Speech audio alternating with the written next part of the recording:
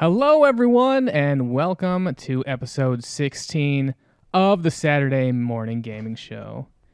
It is March 19th, 2020, and I am your co-host, the Fat Wizard, joined today by... Alamaxia. And Lobos. Today we're playing Heretic for the PC. This was released in 1994, and it's very much a Doom... I don't want to say Doom clone, because I think that's kind of a...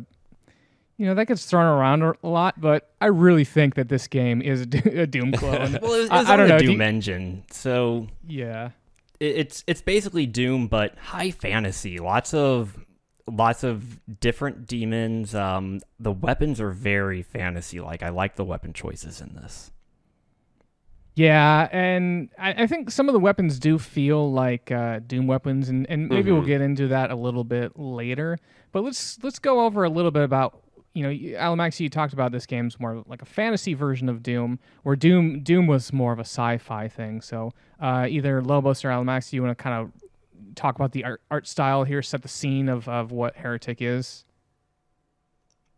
Go for it, Lobos. Sure. Yeah, I mean, like we said, it's dark fantasy. A lot of the interiors are like castles, and then outside's kind of courtyards and kind of stuff. But the sort of enemies are kind of demons, but not necessarily. There's like gargoyle enemies, and I don't know what these big buff guys are. They just I think they're either zombies or like golems. stone golems. yeah, kind of golems, and then you got like the kind of snake dudes that just run after you with like scythe hands, and kind of, but it keeps it more fantasy than necessarily like everybody's a demon or something like that. Mm-hmm. Yeah, like you have these candelabras, like these sconces that have these snakes coiled up around the center of them, so it really sets like that dark fantasy style where everything's like skulls. There's a lot of golden everywhere. skulls. Yeah, in a way that, unlike Doom, right? Doom didn't have any skulls, right? Nah. No, not at all. It's very like 90s metal, I think, in this scene here. So the game is divided up into technically five episodes, although this game was released in the same way that Doom was. So if you folks remember how Doom was released, the first episode was free. Actually, I don't know if the first episode in Heretic was free, but it was a shareware game. So you'd send money, personal check into the company, and they would send you your 3 episodes of Heretic. And each of the episodes has, I think, like 7 or 8 missions, and then they have all one secret mission. I think I actually found one secret mission. But once the game came out as a retail game, they actually introduced 2 more levels. But they don't really do too much about it. So we're going to spend the majority of the podcast talking about the first 3 episodes, and then we have a little bit of time for the last 2 episodes, but there's not a whole lot in there. So I think we can do a good job covering the first 3 episodes here. So the first episode here is called, I'm going to pull up my list here. It is called City of the Damned. And so the first mission there is you're in the docks, and immediately there's enemies that are just coming at you, those gargoyles that you're talking about, Lobos, right? Yep. They're these red little, I guess they're more like imps, not so much gargoyles, Sure. but red little imps that fly at you. And the first weapon you get is a wand. I think it's a wand of some sort. It's like Mystic Wand or something like that. Yeah. And it's an instant shot. It's basically a pistol for the sakes of things. I mean, a lot of these you can just kind of parallel directly to Doom. But you start with the Mystic Wand, if that's what it's called. And the ammo is like these just little yellow orbs on the ground. But also, you start off with a melee, which is just like the stick. I don't know if you guys use the stick. It's terrible. The animation that you just kind of jab. You're like, Yeah, but the thing is, I always felt that the ring in... I don't know if it's a ring or the fists or what you want to call it weapon in Doom. I always felt like that was worthless too. So, yeah, I think it makes sense that the staff is equally useless in this game. But there was another melee weapon. Yes. There is, yeah. And we get that a little bit later. It's these gauntlets that shoot It's essentially like your Emperor Palpatine from Star Wars, right? You just shoot these green bolts of electricity. Yeah. And that's also a terrible weapon. Oh, no, that weapon is great. I think it looks cool, and it functions pretty much like the chainsaw from Doom, such that you run up to enemies, and it even kind of, you bump up against them in a weird way, and kind of the camera shakes around like while you're electrifying them. Yeah. It's there as a last resort, as any of the melee weapons are. I really liked it whenever a lot of imps were around me, because I could pull that out and it would just draw me into one, and that one's down, that one's down. I just walk through them and not have to waste any ammo. All right, so I don't want to spoil it yet, but did either of you figure out how to make that weapon incredible? Yes. No. Oh, well, I can guess, but I didn't try it. Okay, go ahead and guess. Well, I was guessing with the tome. Yes. Do you know what the tome does? Yes. Or could you guess what the tome does? With the gauntlet specifically. Does it give you range? No, it gives you something though. What does it do? It gives you health back. Lifesteal. Nice. Lifesteal, and that's amazing, especially, and we're jumping ahead of ourselves, but since we're on the topic, there's these minotaurs that are very difficult later on, and you can basically out damage and out lifesteal them. And so you basically pop your tomb, go up there with your gauntlets, and you just hold down the mouse button. And I was playing on the normal difficulty, so there's 5 difficulties. And I was playing on difficulty 3. So that strategy may not work on difficulties 4 and 5. But yeah, for difficulty 3, which the difficulties are kind of funny in how they're named. Yeah. I think like the difficulty 3 is like bringeth thou on or something. Yeah. Yeah, so the different difficulties are, the first one is thou needeth a wet nurse. And then, and the wet nurse, that was from Wolfenstein, right? Oh, was it? I thought that the first difficulty in Wolfenstein was something about a wet nurse, but I could be misremembering. Anyway, go ahead. And then the second one is Yellow Bellies Are Us. And then the normal difficulty is Bringest Them On. The fourth one, Thou Art a Smite Meister. Oh my gosh. And fifth one, Black Plague Possesses Thee. And the fifth difficulty has some extra special modifiers, because what I found between the other ones is they normally just kind of up the number of monsters a little bit. Maybe you do a little less damage, or the number of power-ups in the field are decreased. But no, skill difficulty 5, ammo power-ups give 50% more than normal, because monsters will attack and move 300% faster, and enemy missiles will fly 300% faster. So if you thought things were coming at you fast at the end of Act 3, ooh. That's really interesting. Yeah. And also I read that you can't use cheat codes at all in that difficulty. Yeah, they lock those out. I think that's cool. That is cool. I can appreciate when developers are just like, no, this is very difficult. And it almost makes me want to see a speed run of the hardest difficulty here. So let's talk a little bit about some more of the weapons here. So one of the weapons I have right here is a crossbow. And this is literally a shotgun.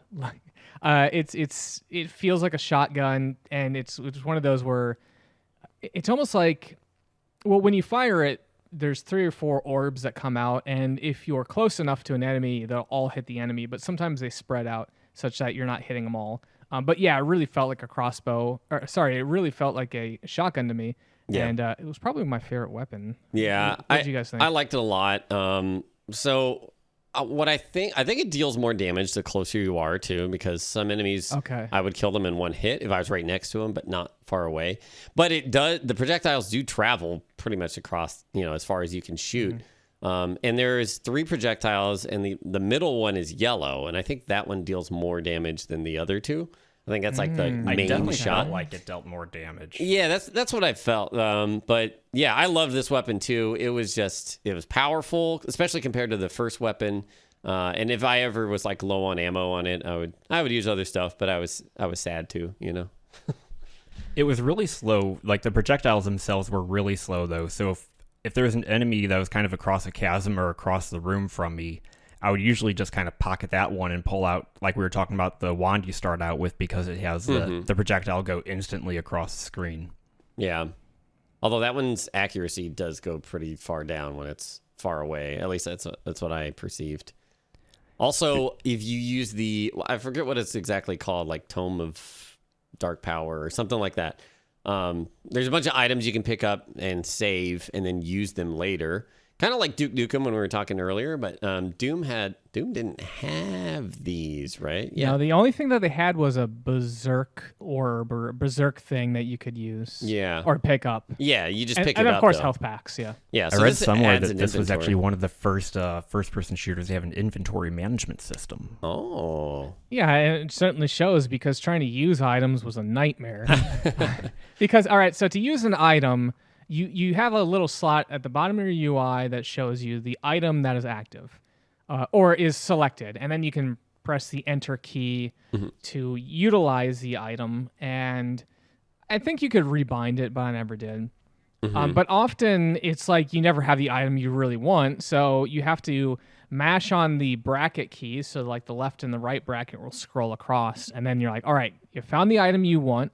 You hit the enter button to select it, and then you have to mash on the enter button again to actually use it. And by the time that happens, you're already dead. So there's probably some better ways than using the enter button, but I didn't really explore any options. While we're talking about controls, I would love to chat about the default control scheme, because I played the first 3 levels with the default control scheme, and I was like, whoo, this is going to be a long game. So the way that it starts, now it's worth noting that we were all playing the version on Steam that just uses DOSBox. So I'm not sure if this was the original control scheme, but this was how it was presented in that piece of software. You would use the WASD. No, you would not have the WASD keys. What you had was just a mouse control. And so you would move the mouse forward to run forward, back to run back, left to turn left, and then right to turn right. Now, if you wanted to strafe, you would hold the right mouse button and then move the mouse. And so you'd strafe left and right. And so I played the first 3 levels with that, and it was very, very difficult. And it reminded me of old PC games like this that a lot of people had trackpads. And so that might have made sense back there, because they would, or not trackpad, track balls. Yeah. And so they would have like a little spinny ball, and then that would make sense in this. Although if I remember right, and maybe Alamaxia, you can correct me, I think the default control scheme also allowed you to use the arrow keys to go up and down. Do you know that for sure, Alamaxia? I believe with the default control scheme, you could use the arrow keys to actually move your character around, but I think as page up, page down, you could actually look up and down. Right. Oh, see, I never knew that. I never looked up and down. Oh, well, that's really interesting. So, but the way the game aims is all you have to do is get your horizontal set correctly, which I found to be kind of nice for some of it, just because of how chaotic the screen would get. But then during that chaos, I'd be like, well, I just want to hit this enemy that's on the ground in front of me, but I'd be shooting the imp up in the air 500 feet behind him. Yeah. Yeah, it did become troublesome when you would try to shoot. So sometimes there'd be enemies that are floating above you, and you were trying to lead the target and shoot them, but because the bullet wasn't going to hit it, it didn't actually shoot in the air. Yeah. And then so you're like, all right, cool, I'm going to aim at the thing, and so it shoots in the air, but then the thing moves, and you're like, I can't win here.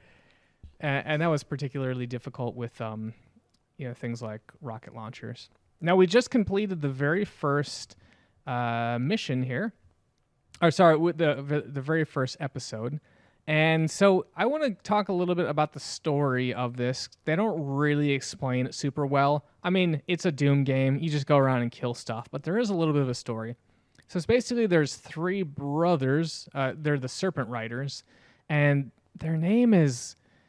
Despiral is one of them, Korax is another, and Eidolon is another one of them. And so they are basically using, I think they're wizards, and they're using their magic to possess the kingdom and turning all the people there into enemies, or corrupting the armies, right?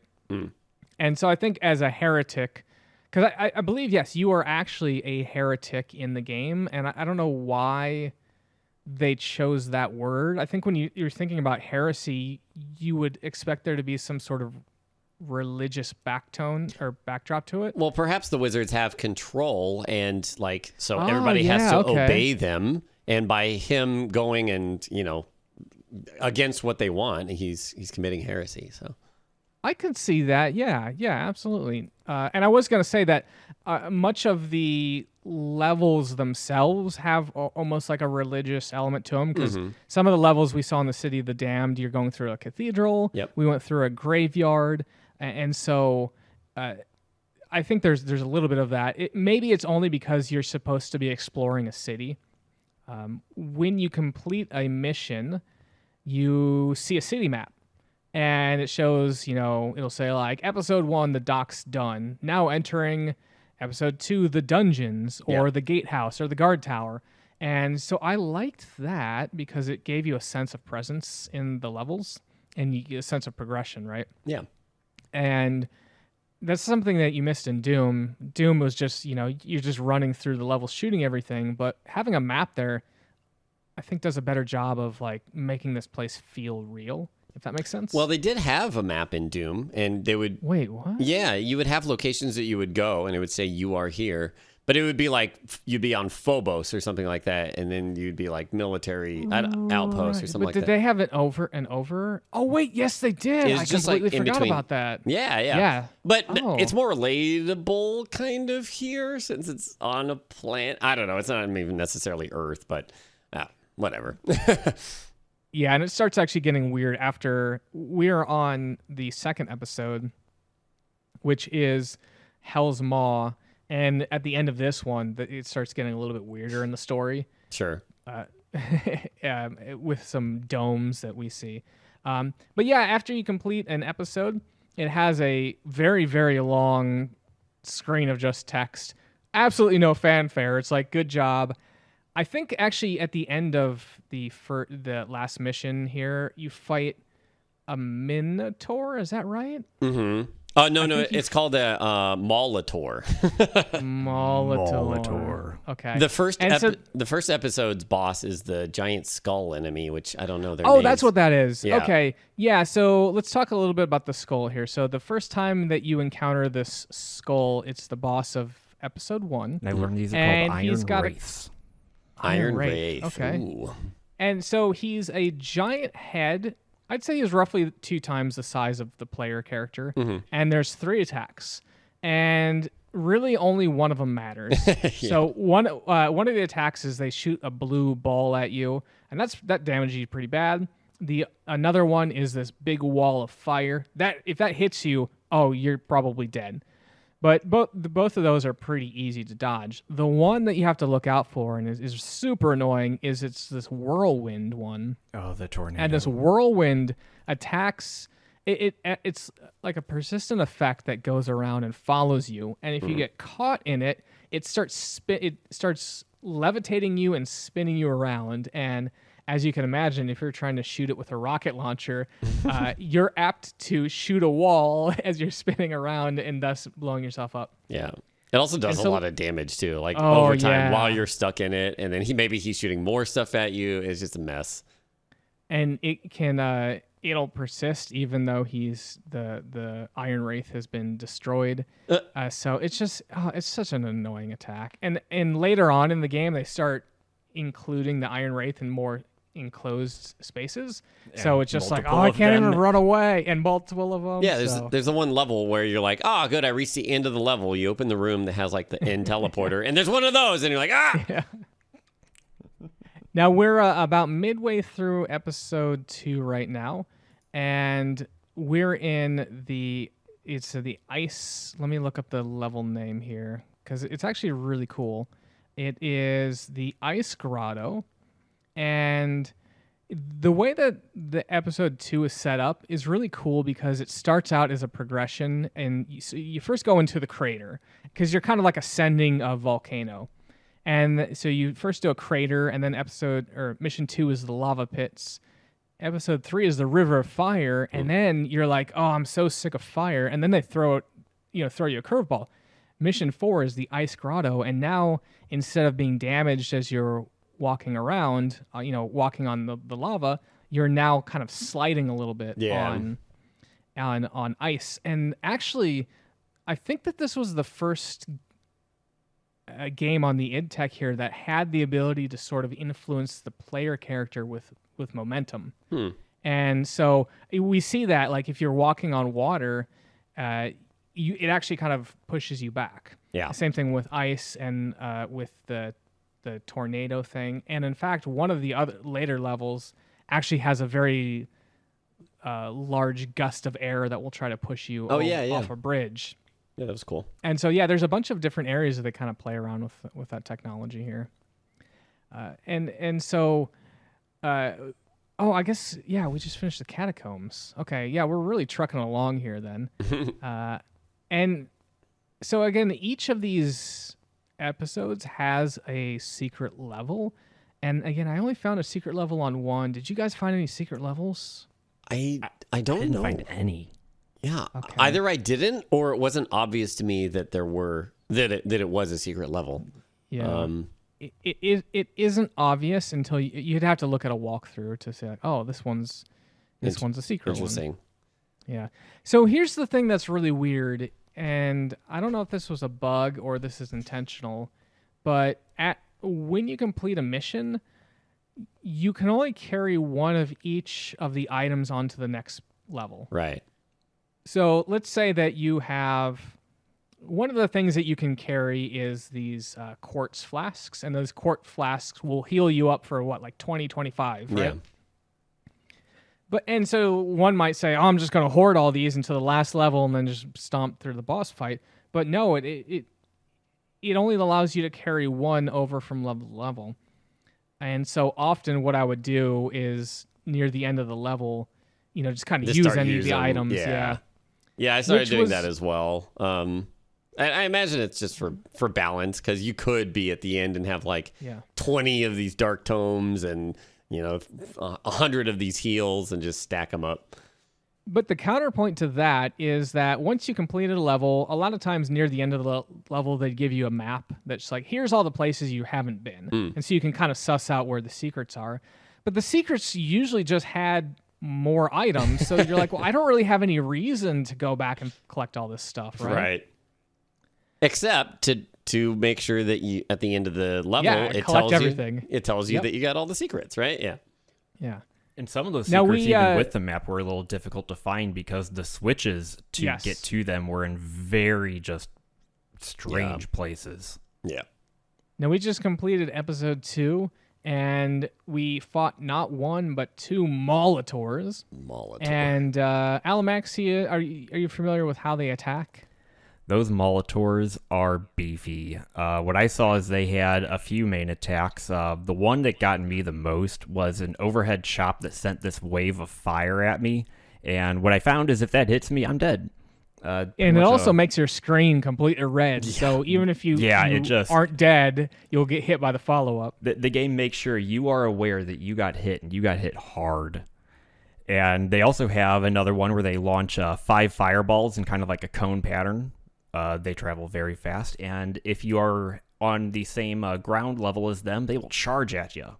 Oh, yeah. That hurts pretty bad, too. Yeah, they need to be pretty close to you. Not super close, but mid-range-ish, and then they'll start charging. So sometimes I would get one that would be determined to charge me, but he would be out of range, and I would just kind of keep tapping back, and he wouldn't do anything except walk towards me like, I'm going to charge you. I'm going to charge you. We'll leave it to Lobos to exploit their behavior.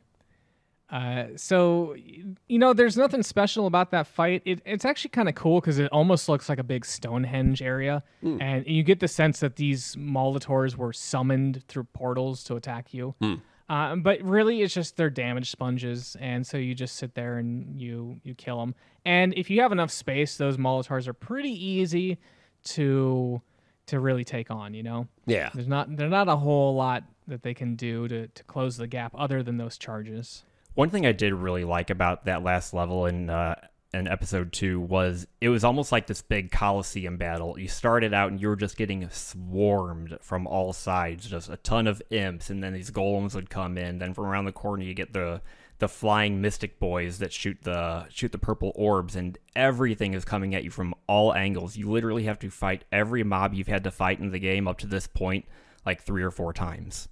Mm-hmm. And then the Molotovs. Yeah. And then speaking of getting swarmed, after that you start the next episode. And something we haven't mentioned yet is that when you move episode to episode, you basically start from scratch. Yeah.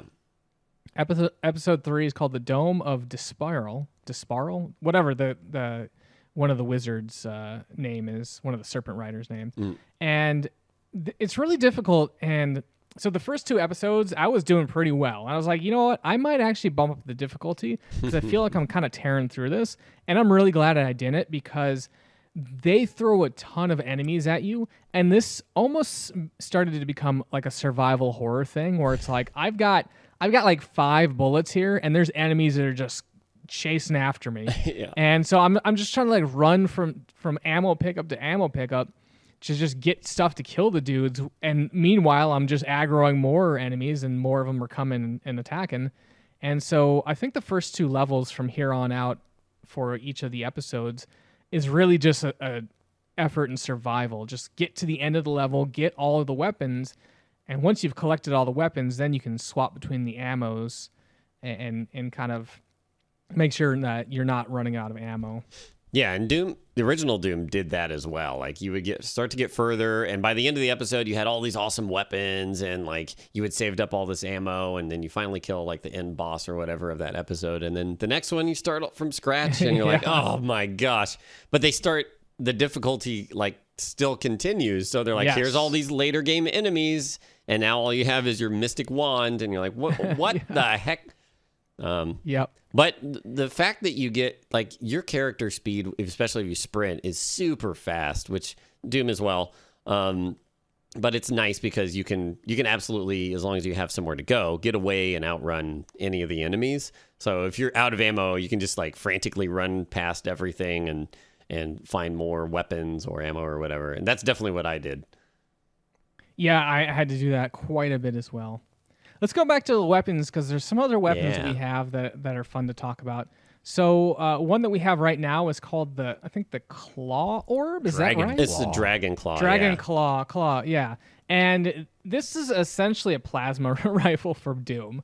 And I hate to use analogies, but it is on point with exactly that. It's like it fires lots of little blue balls at the enemy. And that was actually a great weapon as well. Did you guys like the that orb? I did like it. One difference though is that it does do an instant shot, just like the Mystic Wand. So there's no projectile travel time. But there is another weapon that is more like the plasma rifle though, because it does have projectiles, even though it's not blue. But you're talking about the rune thing, right? The staff, I think. Yeah, the staff that uses the runes. It's a hell staff, I think, or hell. Yeah, I think that's right. Something like that. Staff. The thing I didn't really like about the Dragon Claw, while it was a great weapon, if I was in a fight where I had to really watch what an enemy was doing, like one of those it was Iron Skulls or Iron Liches, whatever we called them, the flash was so bright I couldn't see see their tail. I couldn't see, he's spinning around, he's gonna do it's like you got like epilepsy while you're trying to fire here. Oh my gosh. And so another one is the Phoenix Rod, which is really just a rocket launcher. It's a rocket launcher, yeah. And then here's something that's cool. I don't know if you guys noticed. When you go to the options screen, it shows you all the weapons. It's like for the staff, you hit the 1 button. For the whatever, you hit the 2 button. For the rocket launcher, you hit the 6 button or whatever. But there's actually one weapon that it doesn't actually say. And so I had collected all the weapons. I thought all the weapons. And then we get to episode 3, and I get a brand new one that was not mentioned on the key binding screen. I was like, "Oh, that's amazing!" That one is the it's like it shoots mace. like little balls. Yeah, the fire mace. Yeah. So it shoots. It honestly shoots like little cannonballs out. I don't know how to describe it. Like they are kind of like little cannonballs. If you miss an enemy, they'll even bounce around a little bit. So they roll around on the ground and then blow up. Yeah, it was a cool weapon though. Like I guess it was their take on a dark fantasy grenade launcher or something. Except for they wouldn't blow up and hurt you. Right. And it was also like very rapid fire. And yes, I always had so much ammo, so I'd just unload into a boss or whatever. Now, did you guys have a sense that the different weapons almost had damage types? Like, I felt like the golems would die to the crossbow way easier than they would to another weapon, but some other guys would just be the opposite way. That's interesting, because I actually thought the golems died to the claw very quickly. Interesting. I didn't actually perceive any damage types, but I did notice that like it seems like they updated enemies later on, because like the golem guys at first, at least in my experience, were just kind of walking and they would melee you, and then later on they got this attack where they would shoot a ranged homing skull that would yell and go nah, nah. And they would also then turn invisible. Oh, so some of them would turn invisible. Actually, there's a couple enemies. We just fought this, like, I'm gonna call it a revenant, because that's kind of what it looks like from Doom. Right. But yeah, those will also turn invisible. So there's a couple enemies that they have variants on them that will turn invisible. Right. And I think they're in the same way, like the pig guys in Doom. They have Pinky and the Spectre is the invisible version. Yeah. Yes, yeah. So they seem to be an upgraded version of that. So. On that note, well, I guess on a completely different note, rather, we should address the audio in the game, because it's like a Doom game where if you're adjacent to like a room where there's enemies, you'll hear like their growls or whatever. But especially like one enemy type, which is basically this floating warlock dude. If they're in the room next to you, you just hear this creepy whispering the whole time, like. And I was playing it. Well, also, some of the audio doesn't actually come from the enemies. They will just randomly insert creepy sounds that sound like their enemies around. I don't know if you saw that as well. I didn't notice that, actually. I guess most of the time I had enemies around. That's the reason. Yeah. But I spent a lot of time, especially episodes 4 and 5. I got stuck a lot, and I knew there were no enemies nearby, and you'd still hear those noises. Oh, that's cool. In those race, what they were saying, they had two different phrases that they would play, and it was just something that was recorded, played backwards. Oh yeah. Okay, Backwards do you speech, like of course. to put on a Pink Floyd album and listen to them talk Play backwards? Sync it up with Wizard of Oz. Yeah. But no, they would say, destroy the heretic or succumb to us, heretic. Wow. Interesting. Good points of trivia there. Yeah. So I want to just finish up the weapon discussion here, because I think the weapons, honestly, were my favorite thing in this game, and the way that you can modify them with the Tomb of Power. We discussed it a little bit earlier, but I think it's worth mentioning a couple more really impressive modifications to weapons. So with the Phoenix rod, which is basically a rocket launcher, it turns into a flamethrower. Oh yeah, that was cool, but it didn't seem very good. I didn't use it. It's terrible. It didn't do much damage. It didn't do like any damage. Like I was shooting like the regular kind of like scythe lizard style dudes, and they took forever to kill. And I would just pull out my crossbow, and they die in like 2 minutes. hits. I think that the thing that made it worthless for me is that it seems like they tried to put some sort of simulated or pretend physics on the flamethrower. So as you were circle strafing, the fire arc would go off to like a 45-degree angle. Yeah. So if you think about circle strafing an enemy, you're trying to keep the middle of your screen on the enemy, and your fire is going off like completely on the right side. So what you have to do is like look to the one side or the other of the enemy, so they're almost off screen, and then fire at it to hit with your arc. It's like, this is a terrible experience. But if you could just sit there and hold it on an enemy without it leaving, then it would just basically stun lock them. I was able to get a Minotaur's health almost half down, and he wasn't able to move because I just held it on him. And another thing I liked is that you could do a lot of damage with just one ammo. If you just held down that button, you would have that flame going out there for like 5-6 seconds before you had to use another ammo. And one of the items that will allow you to do that is a ring of invulnerability. And so you just pop that, and then it's really cool because it changes your screen to be all gold, basically. All the colors, instead of being colored, are just gold. And so you can just sit there and stand in front of the Minotaur and attack him. One last weapon I wanted to talk about, or weapon transformation I wanted to talk about, because it was my favorite, which was what did we say? It was the Wizard's Rod, or the one that has runes? The Hell Staff. Mm-hmm. That's the one that shoots like a plasma cannon that Lobos was talking about. Yep. When you hit something, it creates like a rain. Oh yeah, of hell. I don't know. It's like rain of fire, but it's this red energy that the projectile normally is. Yeah, it's and really that's cool. Great. That's great when you can go into a very small room with a bunch of dudes, and you're just like you just rain the fire down, and it sits there for a good 5-10 seconds. And you just close the door and walk away, and you're like, I'll come back to pick up the loot at the end. So. I'm wondering now, did you guys figure out what all the items that do? I did. Okay, yes, I did. Okay, well, I figured out most of them, but there were one or two. So okay, what? Yeah. Well, so the basics, there's like the quartz flask that just gives you health.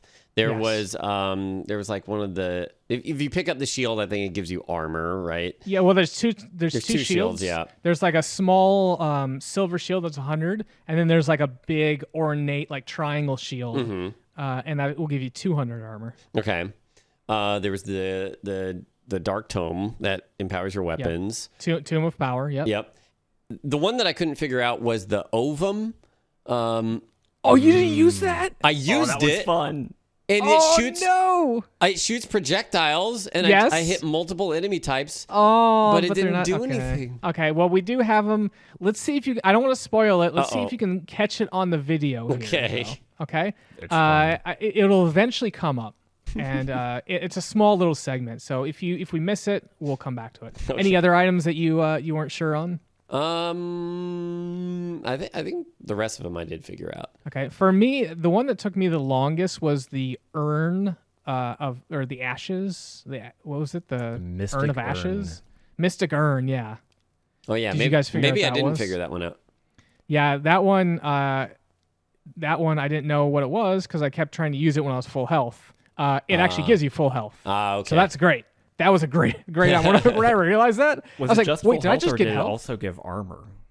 Oh yeah. I think it did give armor too. Yeah. I do remember that. That's amazing. Yep. Okay, it is. Oh, also they had the Wings of Wraith. Those were kind of cool. Yeah, that would actually. So we're looking at this level, and this particular level, I don't know if there was a way out except the fact that they give you the Wings of Wrath. Is that it? I think that's right. Okay, yeah. I walked around. So you're all the basically walls, in and that was a the only way out I could find. Yeah. You're in a little water pit, and you can clearly see there's a little teleporter pad above you, maybe like three of you above you. So was that like 10 feet maybe? Mm-hmm. There's no way to get up there, and you're like, well, I guess I use my Wings of Wraith. And what happens is I couldn't figure out how to move up and down. The only thing I could figure out is if you run into a wall, it'll slide you up the wall. Correct.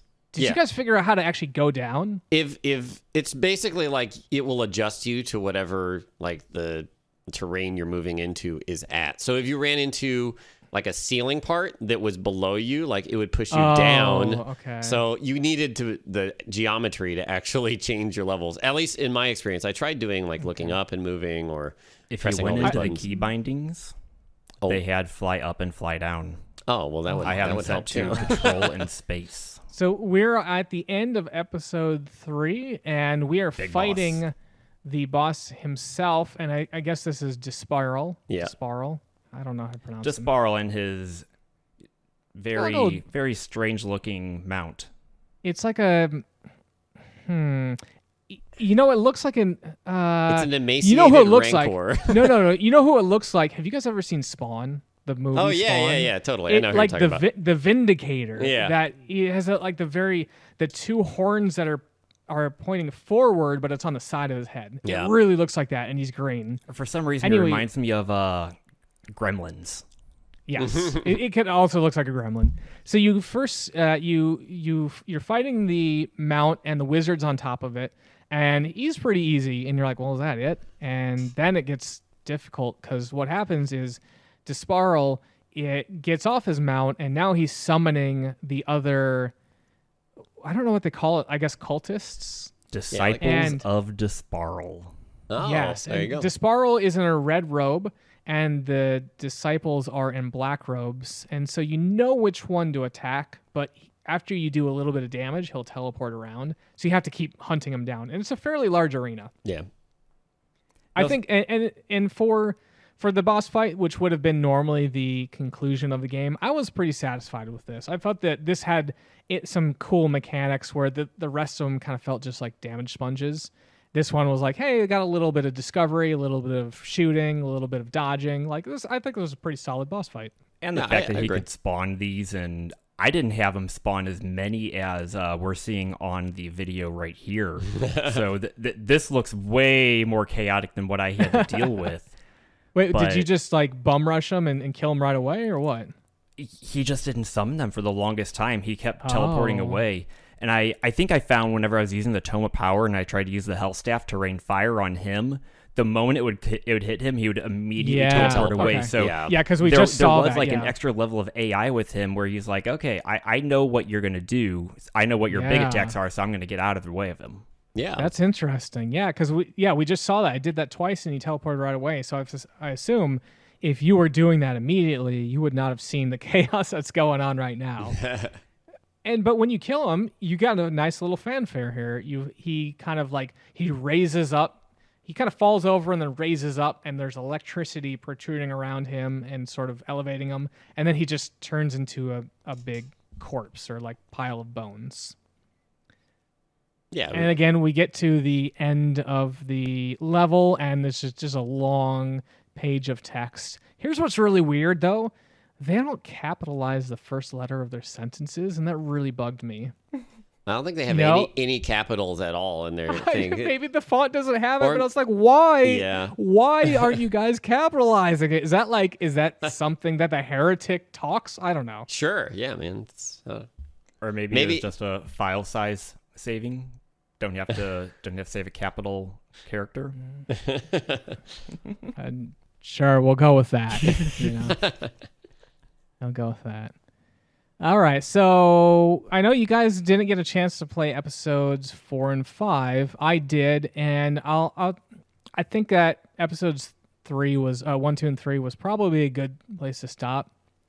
So I have some serious issues with the episode 4 and 5, and I just got really lost a lot of the times. And I know that at Lobos, you were kind of commenting in the Discord channel. You're like, hey, I got stuck on this level. What do I do? Mm-hmm. And sometimes it was, here's a secret room you have to open up. And when I say secret room, it's like a false wall. You know, you're clicking on the stone and it opens up. And you're like, well, that's the thing I needed? That's dumb. Because you typically associate those secrets with just like bonus stuff. It's not just you need this to progress. So... Mm-hmm.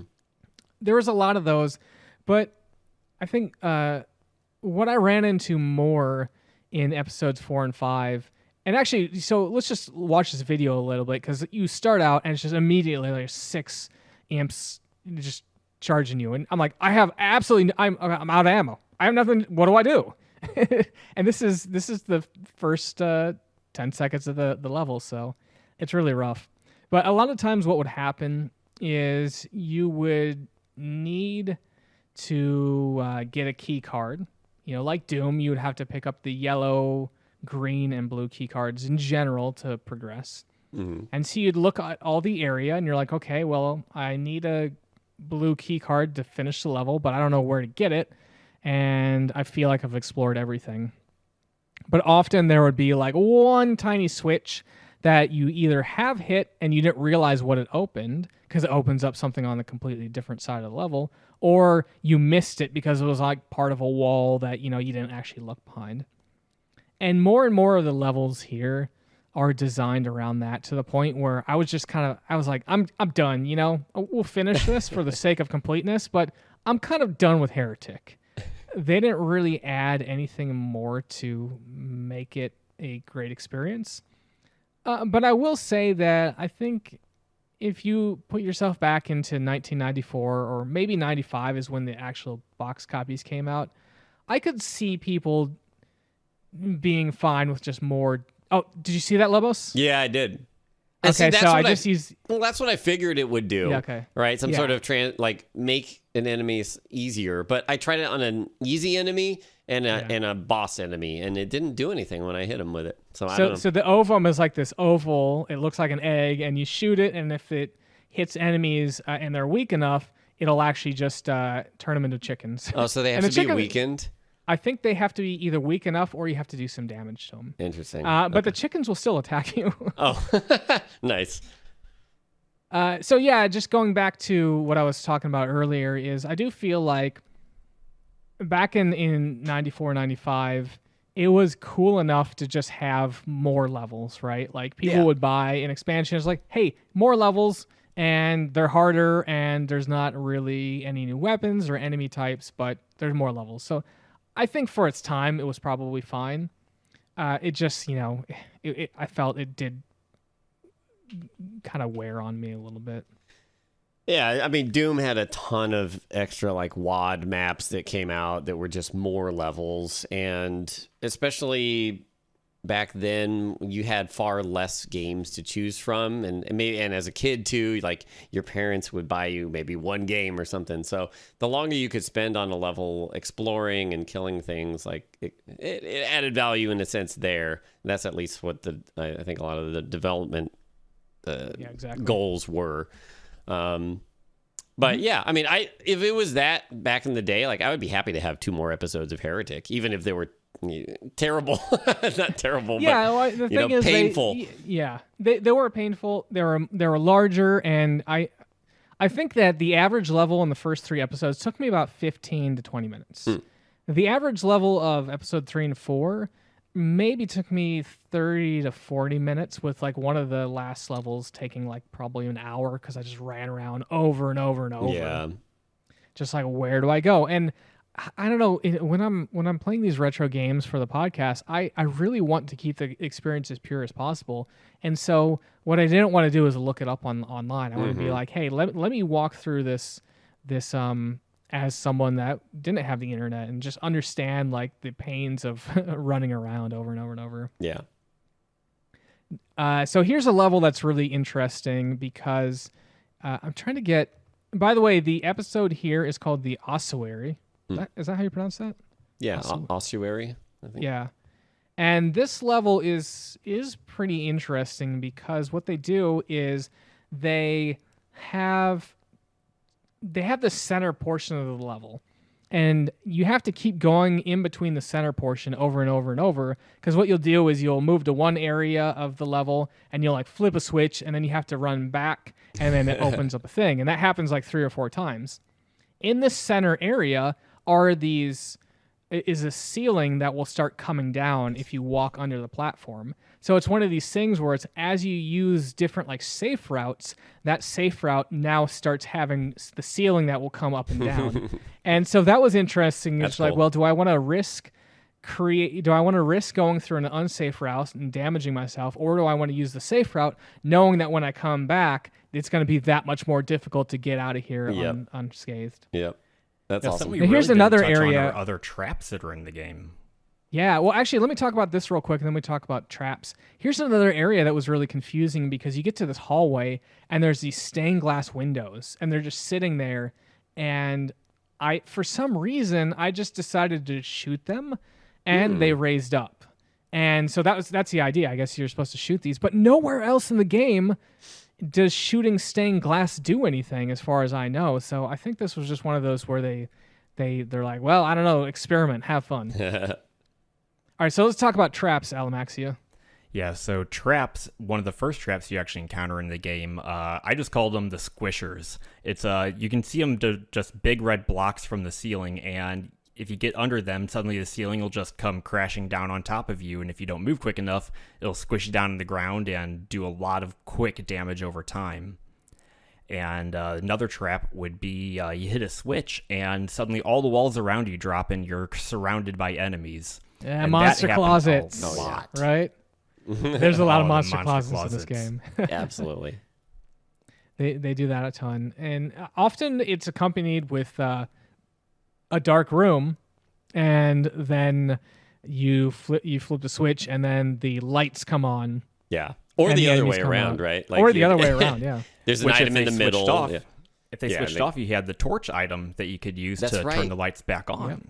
Yep. Well, and I don't remember it, but I don't think Doom had any sort of dynamic lighting, right? I think this was the first one that I can think of. No, that it definitely this. had dark. Yeah, it had like dark areas like this. Did. Right, it had dark areas, but those were all baked in, right? This one has like flickering lights. And... It had flickering for sure. Yeah. Oh yeah. Yeah. Okay, that would affect the environment. Like we're seeing here, like it would go from dark to Okay.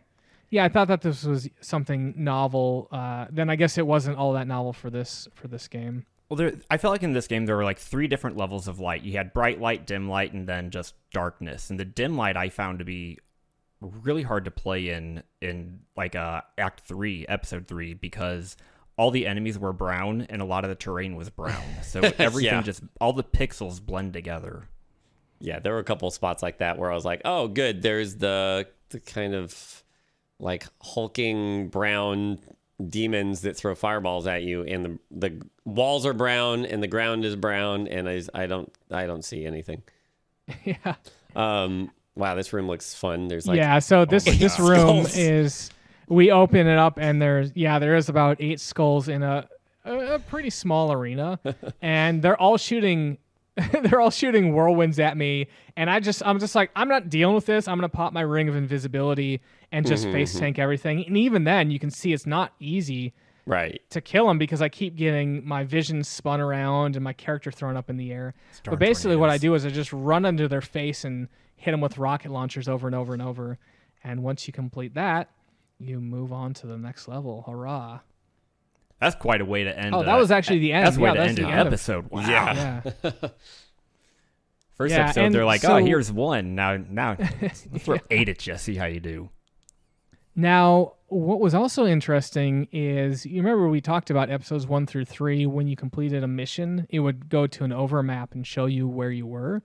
This one doesn't do that. It just says entering, and then it would say the next area. So it did feel a little lower in the production, but I don't understand why, because you wouldn't think that having an art asset of a new screen would be that difficult. Well, I did notice that in the text at the end there, it was saying how you thought that the portal after Disparol would take you home, but instead it took you to his realm. So I wonder if that was supposed to be something that the player didn't know until the end there, and you were like, oh, and kind of figured that out. Okay, I'll maybe buy into that. Maybe no metagaming. Yeah. I don't know if you guys... here's a cool little... Oh, go ahead. Oh, I was just going to say, I don't know if you guys encountered any of them. There were some walls that were there but weren't, right? And you can walk straight through them. Yes. And at one point, there were some enemies that were behind one of these entrances that was shooting at me. So there was like a window is what it was. But the window was covered... if you're looking at it from the outside, but when you go on the inside of this inner area, then it wasn't covered. So I was like, I was wondering about that, because I was like, all right, is this a secret room that I can go in? No. I'm like, well, is this just a bug? What's going on here? So there is an entrance, but it's like it's down the wall a bit, and it's just like a wall that you can walk through, and you don't have to like open it or anything. And I found that out by accident, and then you can find those enemies and see where they were shooting you from, but. There's a handful of those that I found in the game where there would be just enemies behind that secret wall. And there was one where that secret was like a lot higher than I could feasibly reach. And I was just like, I just got this. It was a golem. It was one of the fire golems that shoot the screaming, flaming skulls. Yeah. And I'm just like, where is this coming from? I could not find it. That's great. Yeah, very interesting. We are approaching the end of the game here. This was the level, I don't remember what it was called. Actually, let me see if I can figure out what level this was, because this was the one I spent so much time trying to figure out. I was on episode 5, and this one is called, let's see. I don't know what it is. Maybe the courtyard, because I mean these are very... Might have been, or Yeah, I think it might have been the courtyard. It's kind of like this castle that you're trying to navigate, and it's one of these where, in order to progress, you have to. There's a lot of back and forth in that. There's like switches, and those switches will then or lower an area that is completely non-intuitive. And so I just spent so much time randomly stumbling upon like, oh, I can go into this area now. And some of the looking things at this level really reminds me of one from episode 1 where it was like you're just inside castle walls in like this little town of little houses, and a switch would open up a door in a house across the map, and I'm like, That's so exactly what's going on here. And on top of that, they had these. So one of the things you can do, I don't know how you guys ran, but in order for the way I had it set up to run is I was using the WASD, and that does like a jog. But if you want to sprint, then you would move your mouse forward, which is a really weird way to move. So you're like holding down the W key to move forward, but then you're also moving your mouse forward as well, and that gives you a little boost of speed. And you can use that to almost like jump over narrow chasms. Yeah, little gaps, yep. Yeah, and this the way that this level is structured is it sort of depends on your ability to navigate through like jumping over these narrow chasms. But they're one of these things where it's like you can just barely get them. If you hit it at the right angle, you can jump over it, but it's not like it doesn't look like it's an obvious gap for you to jump, you know? Yeah. And so that's what took me so long to figure out. I'm like, oh, I can jump that? That's crazy. All right, now here's the very end.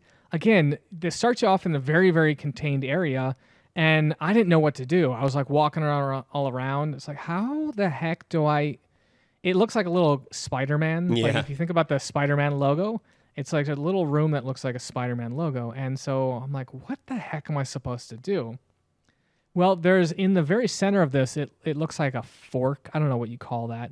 And if you use the wings of the Wraith, you can slightly elevate above it, and that's what triggers the walls to go down. But I'm like, what? Who would think to try to use the wings of Wraith? Because you can't jump on it. Well, you have to use the wings to like slightly hover over it. Yeah, they have some ammo there, so I guess they were hoping that the player would be like, oh, cool ammo, and then trigger the thing. Like maybe if there was like some sort of ramp or something. Anyway, the walls come down, and you face... I'm trying to count. Like I think four? it's five Molotors. And again, like we talked about. No, I think it's 6. Yeah. Oh yeah. As we talked about earlier, if you have enough clearance on these, they're actually pretty easy because you can just circle strafe them. Yeah. And so a lot of this fight is really just, trying to burn them down one at a time. And of course, the Tomb of Power is your friend here because you can create those damage showers. And as they like to clump up quite a bit, as you can see. Mm-hmm. And so you can kind of take out like 2 or 3 of them at the same time if you circle them all up into one area there. I do like their charge animation, if you want to call it that. It looks like they're just skating at you. They're like, yeah, because they don't like run or anything. They just go slide across the room.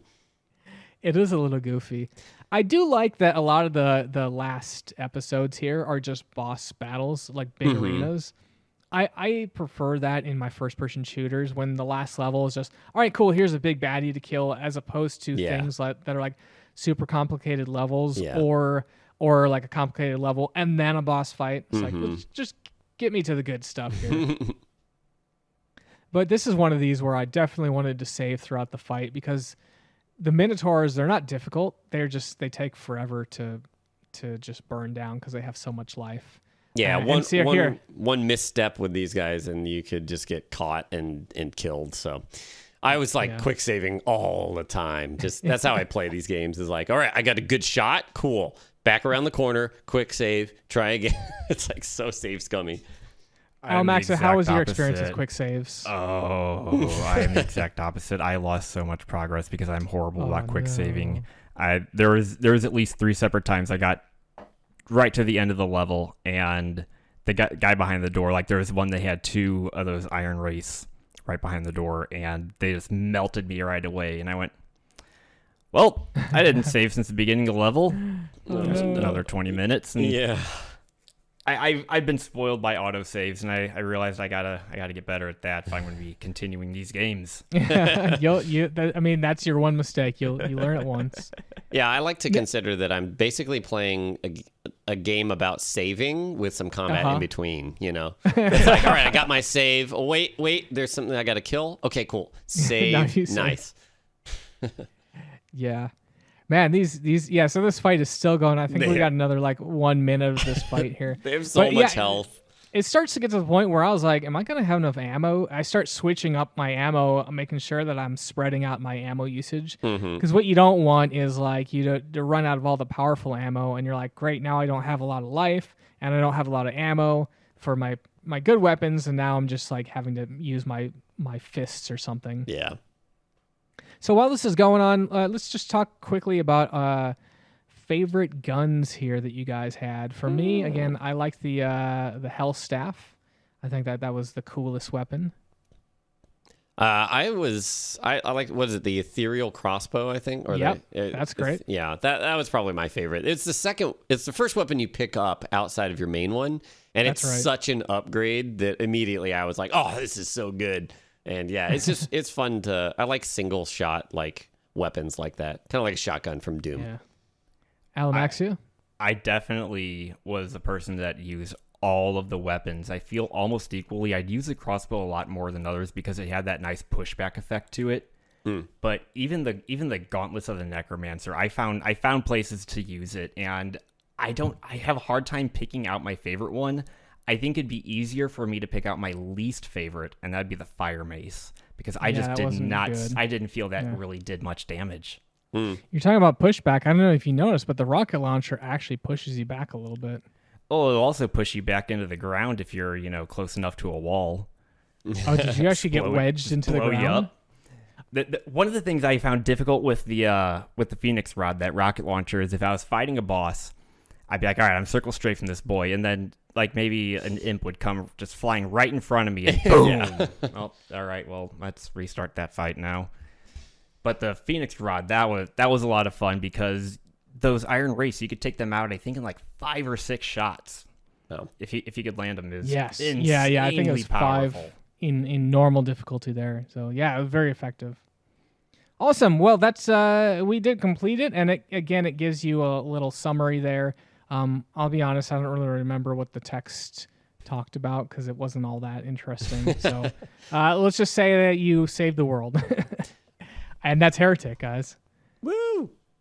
I will say, for those who are interested in the story, just very briefly, the 4th episode is apparently about going to his realm, Disparal's realm, and then the 5th one is going to his birthplace. But then I guess he was birthed by 6 Molotors, because that's the final fight. So that was one interesting image I just got right there. Yes. All right, cool. Well, again, that was Heretic. I hope you guys enjoyed playing the game, and I hope you all enjoyed listening to this podcast episode. We wanted to thank all of our Patreon supporters for helping make this podcast possible. If you like what you hear and you want to help support the show, we do run the show entirely from the subscriptions on that Patreon. And so if you can help us out, that would be amazing. All you got to do is head on over to patreon.com/Saturday Morning Gaming Show, and you can learn more about the sort of rewards and tiers we have over there. So lately we've been playing some games that are pretty, I'd say, demonic. A lot of first-person shooters. We had Diablo, we had Heretic, we had another first-person shooter, Duke Nukem. Now we're going to go under the sea, aren't we? We are, with The Little Mermaid. Under the sea. Boom, boom, boom, boom. Wait. No, actually not that. What other game was under the sea? Can you guys think of any? What was it? A Flipper? Was it Flipper? Red October. Red October. All of those were under the sea, but we're forgetting about the original under the sea character, and that was Echo. Echo the dolphin, to be exact. So this is one that none of us have played, and I was like, you know what? I think it's time we rectify that, because you always hear about it. This is one of those games, I think if you're a Genesis kid, you've heard of Echo. Maybe you've played it, but I think most likely you haven't played it. And so this one's going to be interesting, because I was like, I don't even know what type of game it is. So let's jump in there, and we might not like it, or it might be an amazing classic that we all slept on.